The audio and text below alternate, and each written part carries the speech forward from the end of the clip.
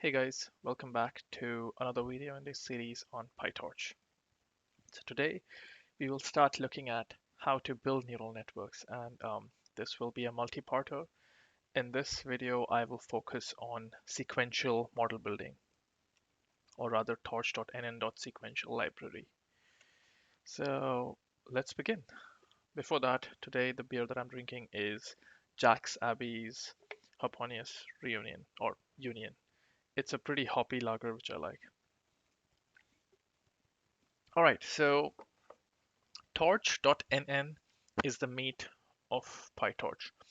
This particular module contains all the libraries related to or all the classes for implementing the layers, models, and a lot of separate utilities. So you will be using torch.nn quite a lot in your PyTorch life. So I'll just do a brief walkthrough of what it contains. So it contains some containers. Containers are basically modules, module list, and sequential. So modules are basically neural network where you can dictate how the graph is made. Like you have a lot of freedom in that. You can have multiple inputs, multiple outputs. You basically decide the connectivity between different layers and what input feeds into what output, and or what output feeds into which input, and so on. Sequential is a linear graph where so you will have multiple layers 1 2 3 4 5 6 7 8 and so on. Layer 1 would feed into layer 2, layer 2 would feed into layer 3, so it's a sequential graph with just one input and one output. This is the container that we will be looking at today, because this is so if you want to create a very simple network, sequential is what you'll go with, because you don't care about branching patterns. The other things that are there are convolution layers, pooling layers, padding layers, and so on. PyTorch also has transformer layers, which are the new in thing. Then some sparse layers. Torch.nn also contains the loss function. So whenever you define your losses, you'll also use torch.nn, cross entropy, and so on. Then it has a bunch of utilities for pruning and some quantization functions. So a lot of things are present here. The sequential one is in torch.nn.Sequential, and the way you define a sequential model is basically you type nn.Sequential and then you give a comma separated list of all the layers that you want. That's it. That's pretty much all you need. Unfortunately, the document is limited because it's a pretty simple function, so I'll elaborate more on it. So that's pretty much it regarding the documentation of it. So let's jump into some coding. All right, I have a Jupyter notebook opened up. Let me set up things. Okay, so let's begin by importing Torch. And I also want to import O. So I don't know if you've seen my last video. In my last video, I demonstrated GitHub Copilot, and this is the GitHub Copilot suggestion that's coming up. Let me turn that off.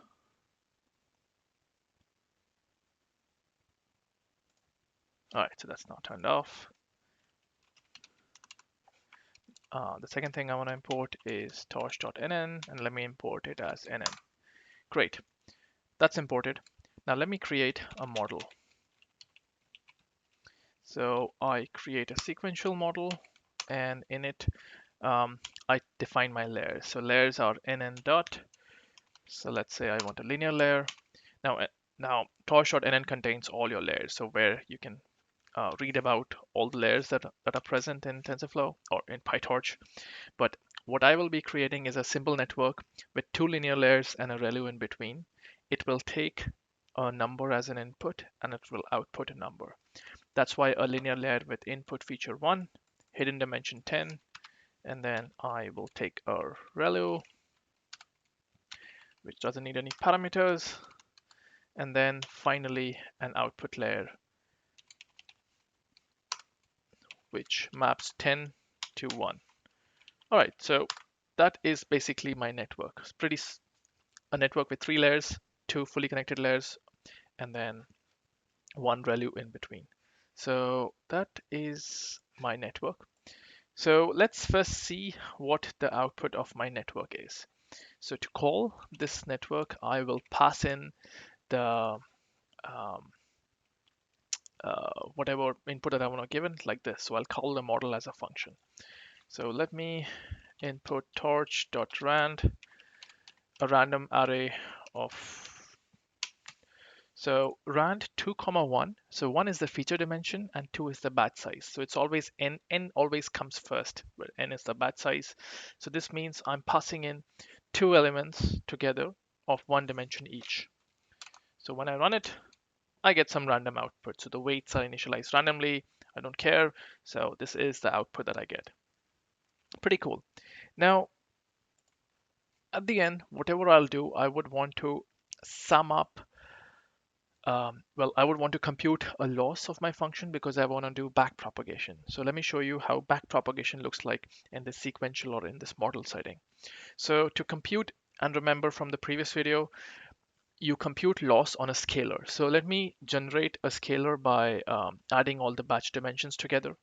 So let me define A to be sum of this output. So I'll just copy this. And that's pretty much it. And then all we need to do, I run it. Let me display A as well. And so again, you can see that it has the backward function as well. So we've summed up A. Now, what do we need to do? I need to call the backward function. So the backward is, for doing back propagation, all I need to call in is backward, just like before. So this will compute the whole gradient graph or computation graph and compute derivatives for all the weights and biases of my neural network. So I called a.backward. Now I want to show you like how the weights look like. So first of all, in my model, I can check my parameters. So when I do model.parameters, it tells me whether it gives me like my network telling me whether the biases are present or not. Let's see if I can call in layer-wise. Oh, I don't think I can call it layer-wise. The way to call in the parameters is I first index into the layers. So I go to model 0 and then I type in the weights. So, or that is it weight? Oh, it's the weight. Okay. So when I index into it, I can call the weight. If I want the bias, I'll call the bias directly. So let's say I want the gradients of this bias. So then I would call grad. So this gives me the gradients. Because I use a.backward, it has generated all the gradients because of backpropagation. So I can just call in all the grads. So this is one way to see the gradients. Now remember, from the last time, it's very essential to clean up. So once you've done a training loop, always make your gradients to be 0, or always set your gradients to be 0. To do that, you can just type model.0grad. That will set the gradients to be 0 for the entire model. And then let me also just to demonstrate that it works, output out the gradients. And you can see all the gradients have been set to 0. All right, so this is well and good. Let me now show you a complete training loop with this network in mind. So I will manually write a training loop from scratch, show you how to train this thing, and then I will also use an optimizer to train it. So I'll show you 2 ways to train this network. So let me just copy this network again so that I don't have to type it out, and let's copy it. So here's my model, which you've already seen, and let me generate some random data for it. So I will generate 1,000 entries of 1 dimension each, and my target is basically the square of them. So I want my network to learn how to square numbers. All right, so this is what I'm feeding in my network. So let me now run this training loops, let's say 30 times. And what I'll do is first compute the output. I pass in the input here. Then now that I have the input, I can compute the loss. So loss is basic. So either I can call sum or I can do torch.sum. Let me do sum of the output minus my targets, and I want to do a square of them, and then I divide it by 1000 because I want to divide it by my batch size because we average over the batch dimensions and the batch dimensions are 1000 here. That's why I'm dividing it by 1000. So that's my loss. And let me also output out the loss. So at each iteration, I will see the loss. Great. So this is my loss. Let me do, like, once I've computed the loss, let me compute the back propagation of it. So I call it loss. I call loss dot backward, and then let me accumulate all the gradients. So I get the gradient of the first layer. This is the gradient of the third layer, because remember there's relu in the middle. So the index one is the relu layer, which doesn't have any learnable. So I directly move on to layer number 2. And then I need to get the biases. So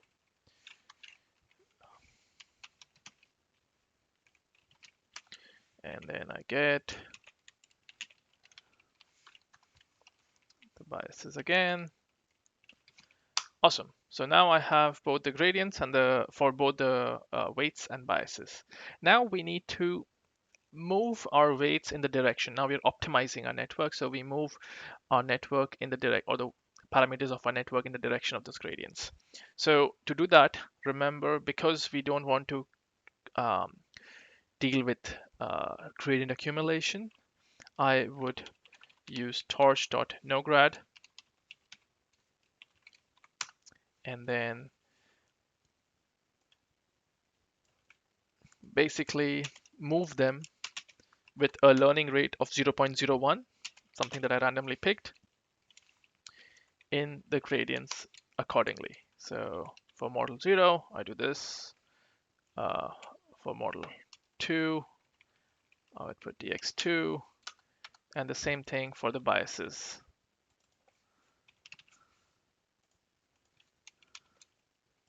Let me copy paste this and put it here. Awesome. This is the training loop. The last thing don't forget to do is zero out your gradients. So this completes my training loop. All right, so let me go over this again. First, I create my network, then I create some random data, which is just x's. My targets are the squares of them. Now, I run this training loop 30 times. This is called epochs, but then since I'm feeding in my entire data at one time, I'm not dealing with batching my data because that's a complication we don't care about. First, we compute the outputs. We compute the losses, perform back propagation, gather the gradients, and move the weights in the direction of the gradients with the learning factor or learning rate. And then I zero out my gradients. Let's run this.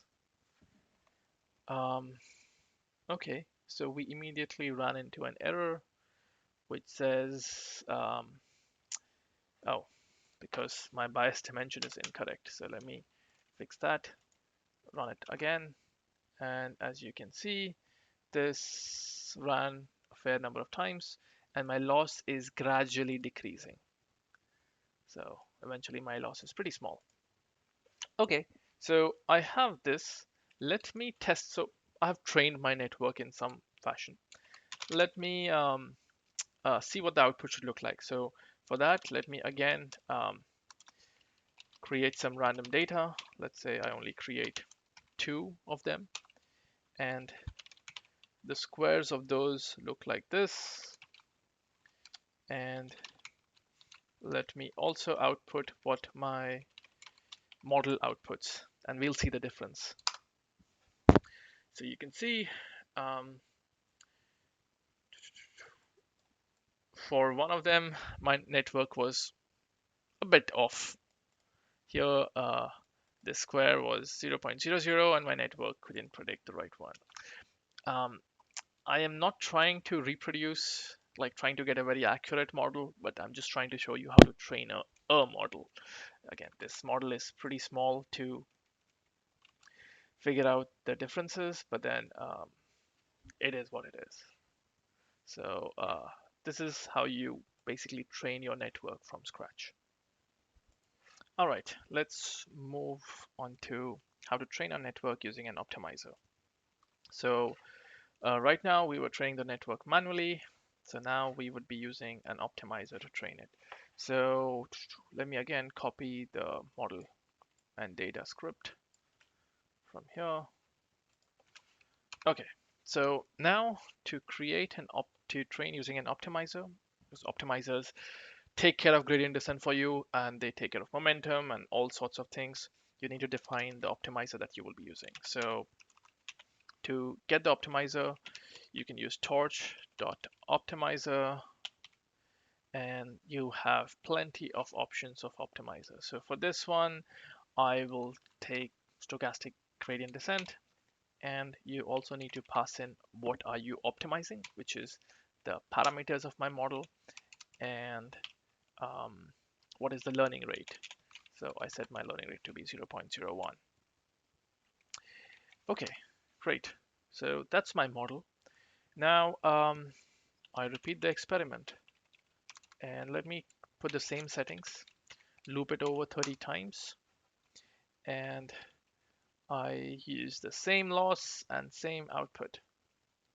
And I'll also obviously print out the loss as well and the backwards. So, okay, so what I have here is first I compute the output of my model, then I compute the loss, and then I print out the loss, and then I compute the backward pass. So, but now the difference is once I have the backward pass, all I need to do is call the step function of the optimizer. What that does is the optimizer knows what are the parameters of my model. Once I do loss.backwards, all my parameters have the gradients inside their tensors or gradients associated to them. Now, when I do optimizer.step, it moves all those parameters in the direction of their gradient with this learning rate. So it automatically takes care of everything. So this is all I have to do. And then I call in one important thing. I have to zero out the gradients. So I call optimizer or optim.zero grad. That's an important thing to keep in mind. All right, that's pretty much it. So let's run this loop. Um, and I get into an error. This method is not iterable. So let's see, torch.optim.sgd model. Oh, I have to call model.parameters. The reason why you have to call model.parameters is, let me show it to you here. When you call model.parameters, it's a generator object. So, and without it, it's a method. So you the generator object basically gives one value at a time. That's why it has to be passed in as a generator object. All right, just a syntax. Don't worry about it too much. All right, let's do the training. And as you can see, we reduce the loss a bit. Okay, now let me also try running the result on this network as well. And when I do that, uh, this is the result that you see. So again, I can call my network in a similar fashion. Let's try some couple of other things. To change the learning rate, all I need to do is change this parameter. If I make it really small, I can also increase the number of epochs I train for. Let me disable the printing because it kind of becomes annoying. And you can see the loop was done in 1.2 seconds. And then let me try the output. It's giving me some garbage because this is not even the right network for the task. Because again, ReLU neglects all the negative numbers and whatnot. So the point here is just to demonstrate how to train the network, or how do you write a training loop for these sorts of things, and using both optimizer and writing from scratch. I don't even know if I wrote it correctly. There might be some missing factors here or there, but that wasn't the point. The point was to show you how to write a network using sequential and to train it from scratch. So I hope you enjoyed this lesson, and I will see you next time with the module container. If you like this video, please like and subscribe. That helps me a lot. And it also helps me gauge which videos are doing well and what kind of content that I need to make. All right, see you guys next time.